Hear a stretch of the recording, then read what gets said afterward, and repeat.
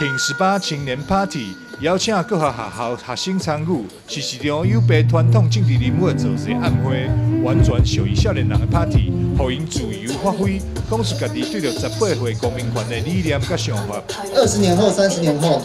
台湾将被我们这一代人所领导，但是呢，我们没有办法影响我们自己的未来。现在所修的法案，育儿津贴、囤房税，这个东西都会影响到我们的将来，可是我们无法掌握，充满了不确定性。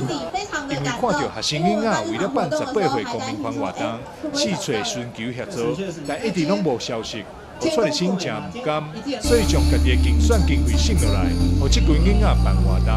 台南一中的学生，然后他们来找我说，他们呢对于挺18的议题想要来推动但是他们去找了一些民意代表，还有我们的这些政党，但是呢给他们的回馈，他们都觉得很冷淡，所以他们就觉得一股热情被浇熄的感觉。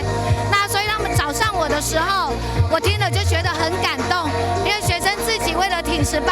已经走出来了，可是我们身为他们的长辈前辈，却没有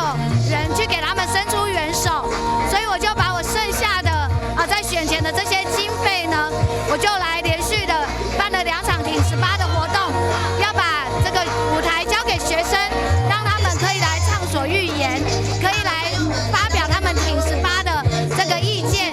还有对于我们国家未来的看法。蔡立青表示，台湾民主化的过程中，袂当少了少年人的身影。台湾的民主制度需要继续进步，也需要寡侪有想法少年人做伙参与支持18岁公民权，做伙守护台湾民主自由的力量，实现民主前进。台南新闻张硕维采访报道。